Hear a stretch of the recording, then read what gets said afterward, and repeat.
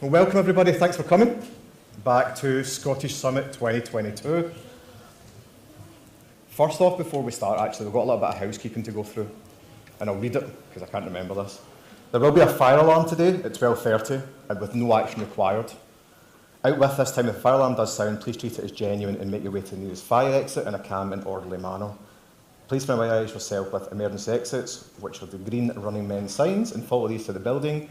The events team will assist if you need any extra assistance on the exit. The assembly point is towards the east of the building in the direction of High Street. In the corner of Shuttle and George Street, please wait in the garden area until you're informed by a fire safety officer that it's safe to re-enter the building. You're not allowed tea and coffee within the auditorium. Water bottles are okay. Smoking is prohibited throughout the building. That includes the use of e-cigarettes, and toilets and lifts are situated in the foyers. So, formal bit out, not really one for formal people if anything else. The only reason that we had to read that out was we did have a health and safety requirement. Yeah. And it's something I've been asking for, 4 years now? It is. Does anyone know what it is? What have I been asking for 4 years to be able to do here? So you might as well just do it. We've got health and safety out of the way, just go for it. The T-shirt cannon!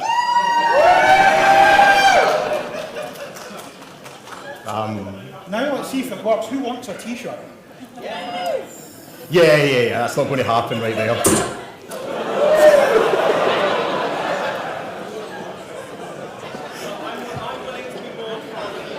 Okay, right, so as Mark's having fun with his t-shirt cannon, if you want to move to the next slide rather than doing this. It's fine, Gustav paid me money for that. So, throughout the day, if we can remember to use the hashtag, as you can see on the screen, Scottish Summit 2022. I keep saying 2020. Keep the trend going, keep going as we've always done, and hopefully this year we will go out on an absolute high. Now, without sponsors, we can't put this event on. Every year we have some amazing sponsors. Microsoft are our event sponsor. If you want free tea, coffee and merch, level 9, there is plenty of stuff there. But I'd also like to call out HSO, Docs 42, PwC, AIS, and some company called Proximo 3. And you get a plug in there. And obviously, along with the other sponsors, we've got our gold sponsors and the data quality, event lunch, accessibility, and data analytics. As you all know, without these guys and without you coming, the events just don't work. They're not a success. So you need to make sure you visit these guys throughout the day as well. They're all in the exhibit areas, etc.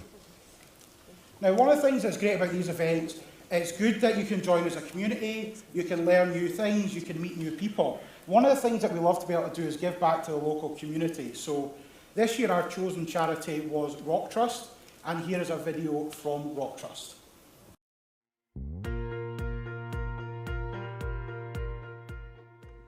Welcome to this year's Scottish Summit.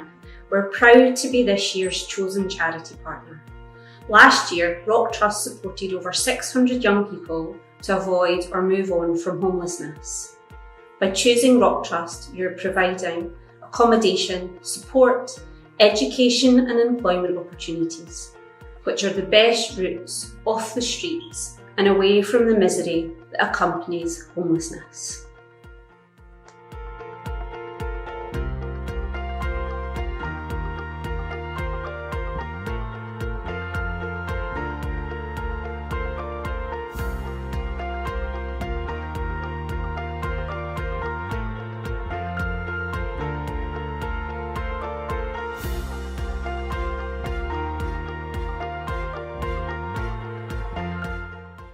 Emma, a young single mum, became homeless with her 3-month-old baby after the relationship with her partner broke down.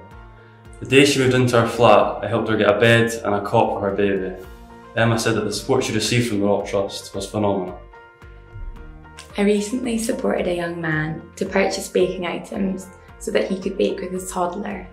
He'd been feeling stuck and depressed after COVID, but this gave him a chance to bond with his daughter and do new things together. On behalf of all the staff and the young people we support, I want to thank you for donating.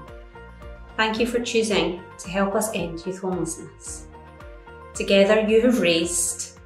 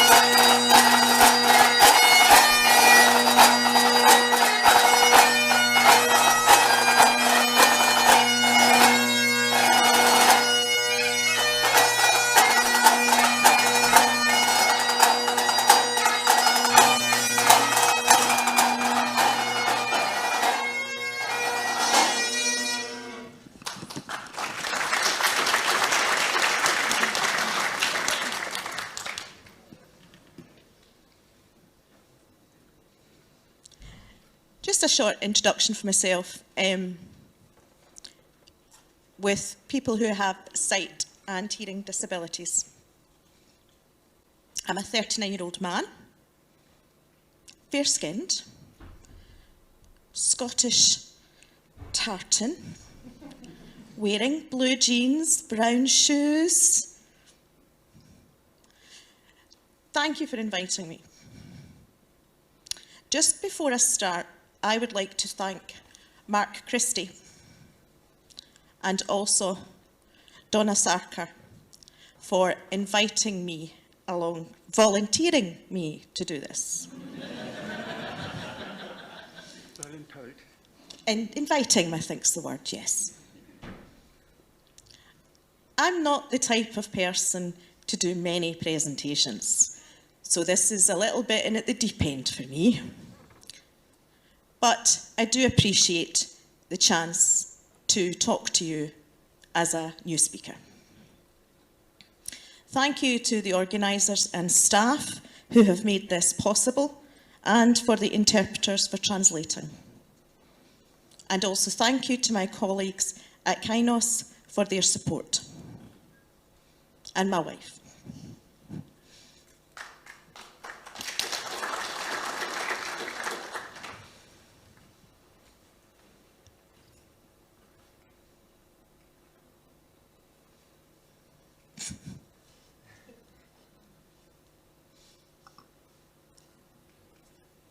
It's not working. I need a technician.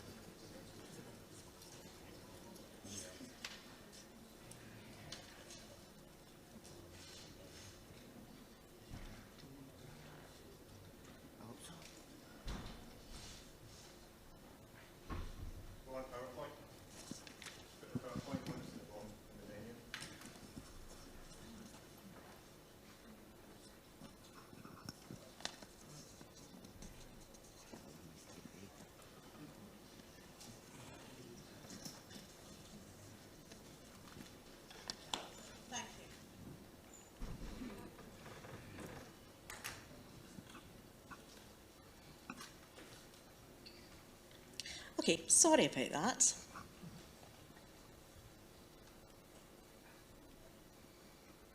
So about me.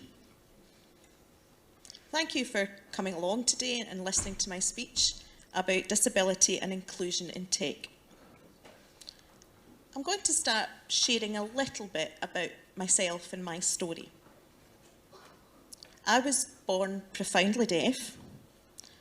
And so what that means is if you look at a chart about how much I could hear on the chart, there'd be nothing there. I rely on hearing aids for most of my life. I learned to talk with the help of speech therapy. I also attended a school for the deaf in England. I am a sign language user, and just before the pandemic hit, I had an operation to receive a cochlear implant, which is a device which bypasses the normal way of hearing. So you hear through the ear by delivering sound from the hearing aid straight to the cochlear, which is placed within the inner ear. So I spent the first few months of the pandemic relearning to hear again. I am still hearing new sounds every now and then, but it's been quite a journey. So, I've been working in technology for about 15 years now, and I genuinely think that it's been one of the best career opportunities for myself as a deaf person.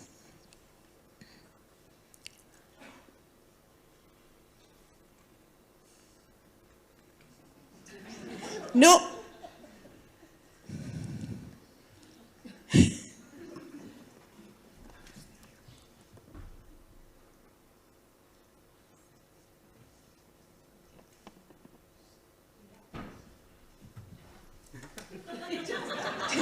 Just stay there. My assistant will be remaining under the table.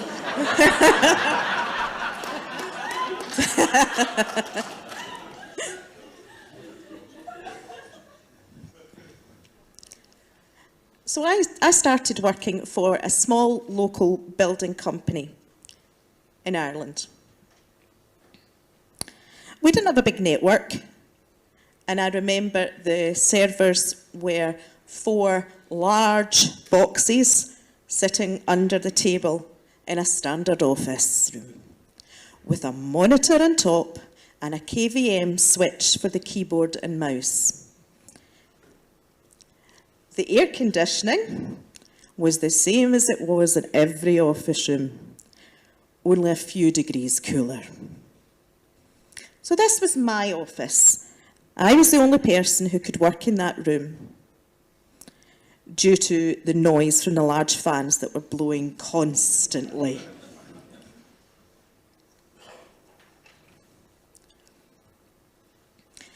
It wasn't a big building, so quite often I'd walk round the rooms and people would tell me that they had issues with their computers.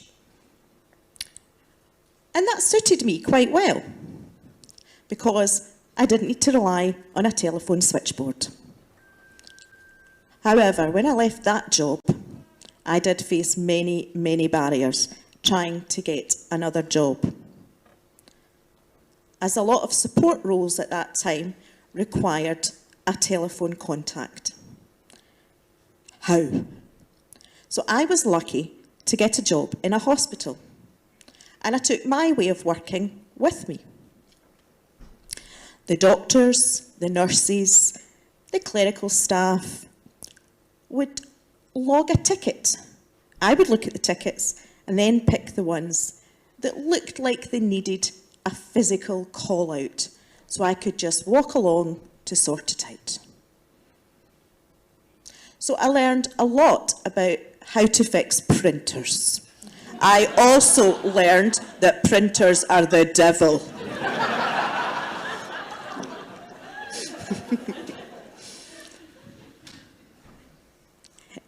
In every job I've had, I have never had to rely on a telephone until my latest job.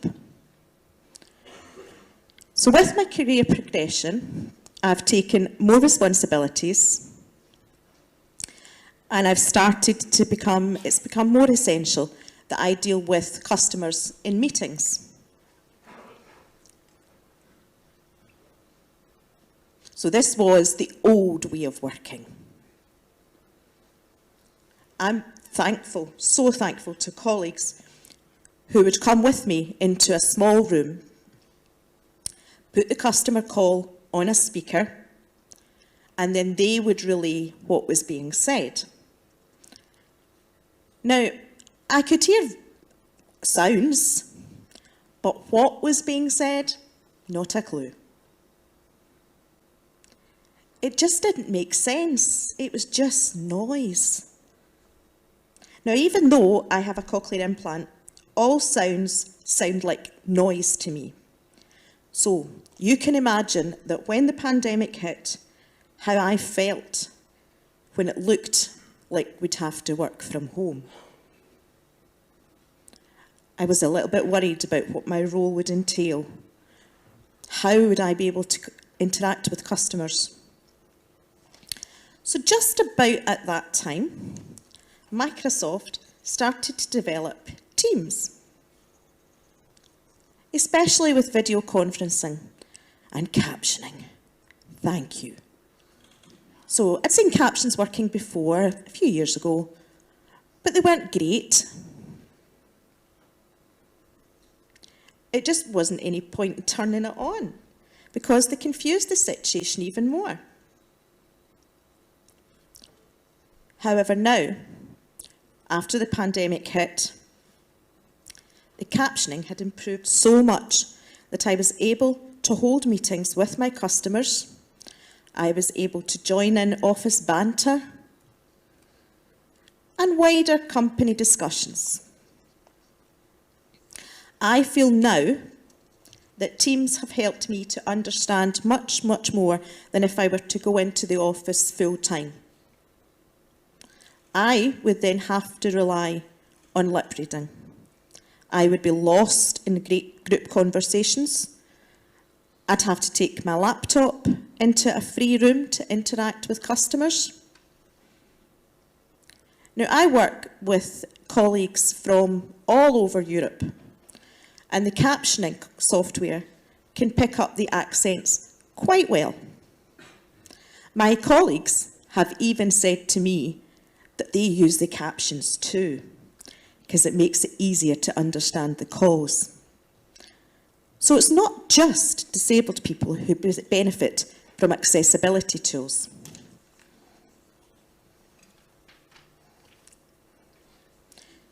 So you can see how Teams and accessibility has enabled me to do my job. I even got a promotion.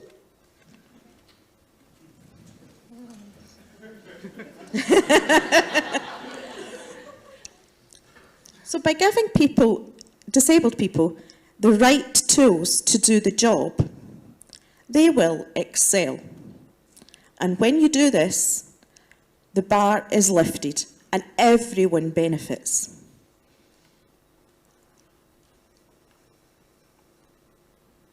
We rise by uplifting others.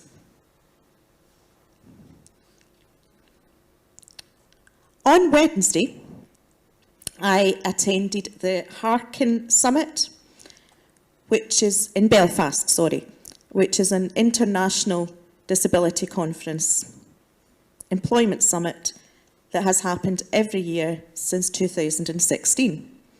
Belfast hosted the first one ever out of America. The event allows individuals and organisations to challenge for change, and for change to celebrate and change the narrative on how we approach, support and enable people with disabilities to achieve their career goals and aims. I have been so inspired by the stories that I heard, and I'd just like to share some figures with you about disability.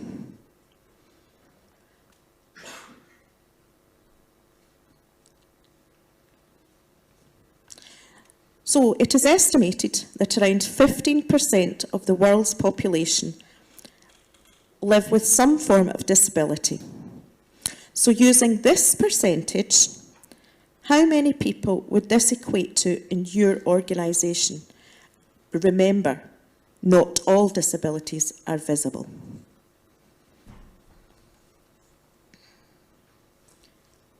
So 80% of disabilities are acquired during workforce age, which is typically 18 to 65.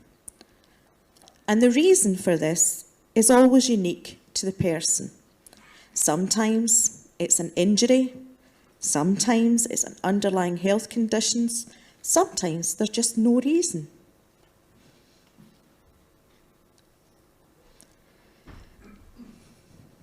%80 of disabilities are invisible. So including some examples: anxiety, depression, dyslexia, ASD, epilepsy, diabetes, MS, ME, and fibromyalgia, IBDS. So thinking back to what I said about the 15% of the world's workforce, and thinking now, do you think that we're more representative when you consider what we've just heard?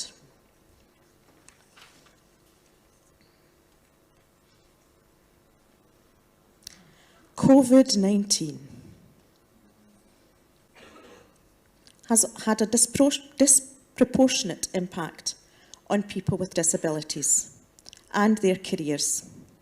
So, for example, financial, social, physical, mental and career well-being were lower for people with disabilities. The government restrictions for lockdown were introduced, and a worldwide and access to important services such as medical appointments and social interactions were just non-existent. So the disability employment gap got wider, and in some instances, employment stopped overnight.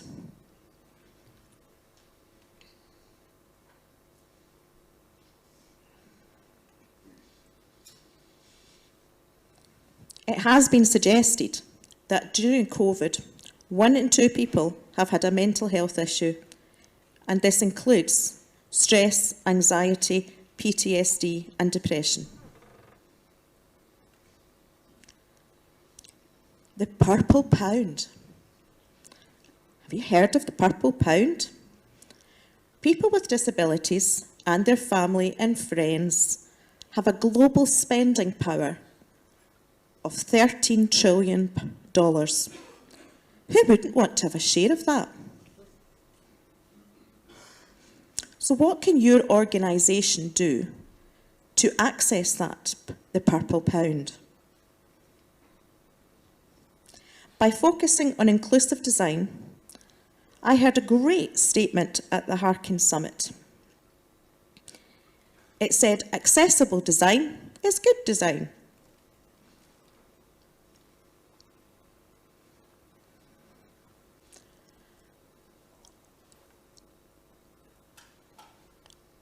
So, nothing about us without us. So, what do I mean? Well, the slogan aims to communicate the idea that no policy or design should be taken without the representation or participation of the people who are affected by the policy. People with disabilities are a valuable source of talent, with unique perspectives, and must be front and centre of any and all business-related decisions. Businesses are realising this, and the ones that move too slowly will miss out on the power of the purple pound.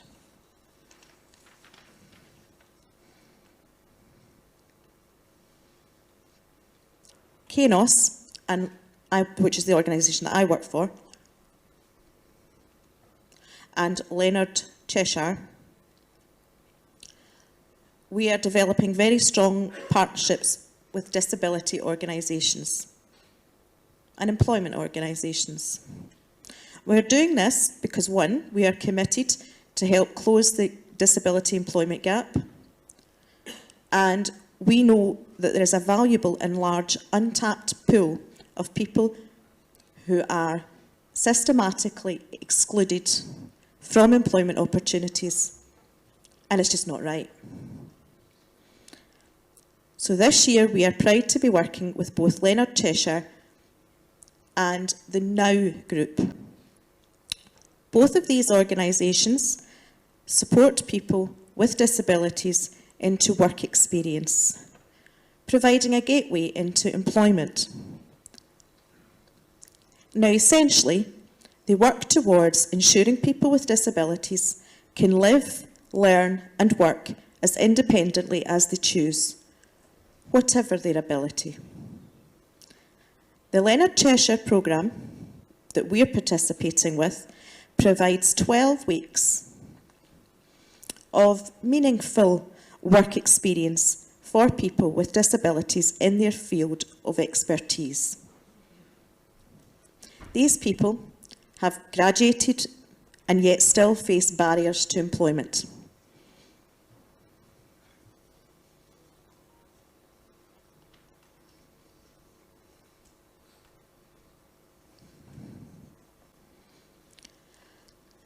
Aki's story.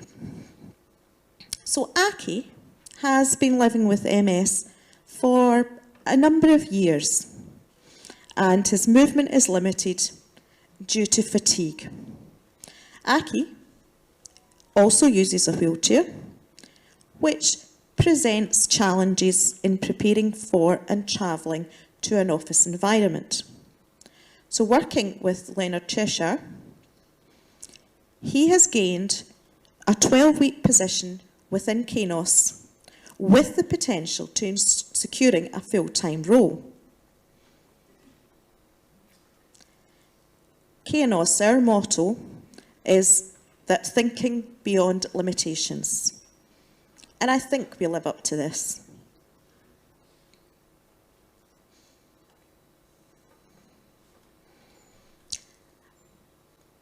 Microsoft has made a commitment to expanding accessibility in their technology workforce and workplace at large. And this shows. Microsoft has also tried to cater for a wide range of disabilities, and here are some examples. So for people with a vision disability, there are vision-related tools built into Windows. I'm sure you all know about the magnifier mode and the high contrast mode. But have you heard about Microsoft Soundscape? This is a product from Microsoft Research that uses audio-based technology to enable people to build a richer awareness of their surroundings. So, for example, when you are walking along with Soundscape in various places like stores or traffic lights, they'll be read out to you within your headset. Isn't that clever? I cannot think that this would be even more helpful to people who don't have vision difficulties. So for people who are neurodiverse, applications such as Focus Assist can help cut down on the distractions of pop-ups and internet in general. I'm sure you could even think this could help you.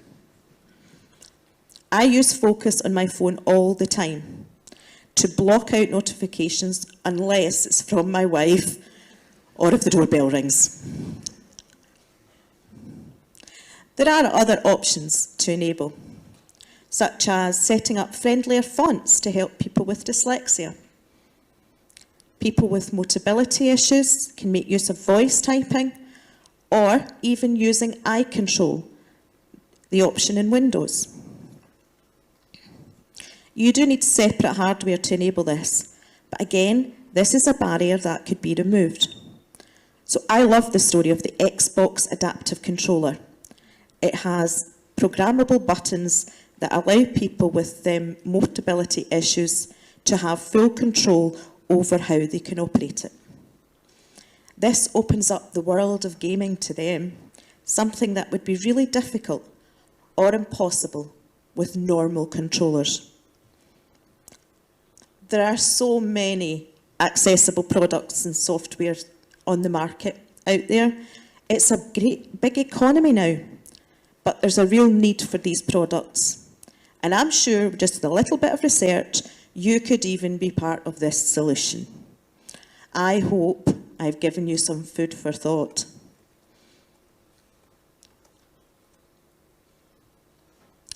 So just some closing thoughts. I've got 5 points to make. So who am I intentionally excluding? Now, it's okay to decide you're not building something for a specific group, but it's important to be intentional about it. Point number 2. Who am I unintentionally excluding? This is the real money question. Who are you leaving out because you haven't thought about it?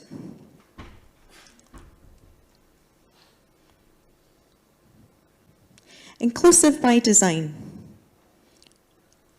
So how can I shift left in my creation process, but bearing in mind everybody? The phrases being ideation, design, development, shipping. So if I include people with disabilities in my design phase, how can I bring them into my ideation phase? 4, am I doing enough to include people with disabilities in my workplace? Have you ever considered the knowledge gap you have by not giving people like me a platform? And lastly, people with disabilities need allies in leadership.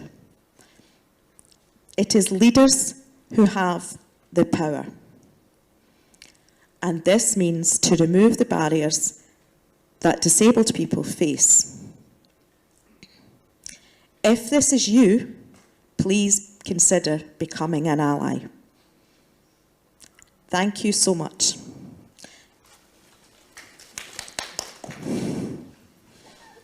It's good to see everybody. I wish you well. Enjoy the rest of the conference. Thank you. Can you hear me? Are we having more mic issues? Oh, I'm shouting. There you go. Thank you so much. I have learned so much today from you. I also think people from Belfast are taking over the world, which is fantastic. So I've been quite inspired, especially by your last 5 points.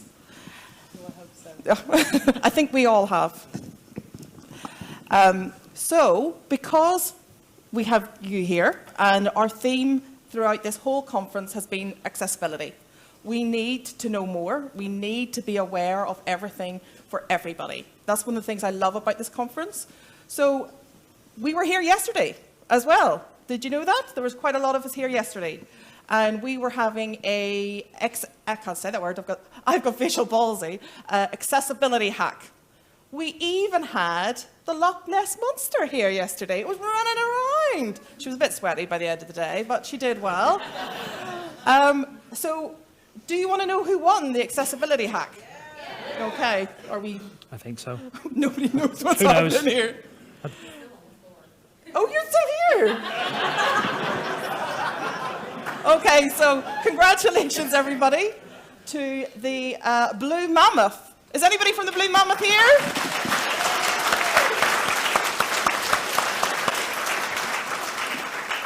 Well done. Really well done. And we really did have the Loch Ness Monster. So I'm going to hand over to Matt. Is my mic on? Is it working? No. No? Don't Right, be to rummage in your pocket. Let's find out. Are we working now? There we go. I can vaguely hear myself. Now. So what none of you can see is because Ian's down here and a proper Scotsman, we've got a proper view behind this desk. Who's sitting? That's the biggest problem. So these events were the biggest problem. There you go. These events can't happen. I've gone too far. These events can't happen. We've got the sponsors, we've got the speakers, and volunteers. An event of this size, I mean, this auditorium is full. We've got dozens of people outside that still can't get in because we just don't have the seats in here. There is 200 sessions taking place over the next 2 days. It's an incredible size, and one team of us organising it just can't make that work. So there's so many volunteers behind the scenes that have done this. We've had people building stands at 7 o'clock this morning. We've had some kids on a trip from Europe who have been amazing at the reception desk this morning. So thank you to everyone that's volunteered for this, because these couldn't happen without help from all of you. And then the final point we've got to make is that we really try and promote new speakers. It always takes guts to try and give a session, give a talk, and we've really tried to push that, and it's always been a thing of Scottish Summit from the years before.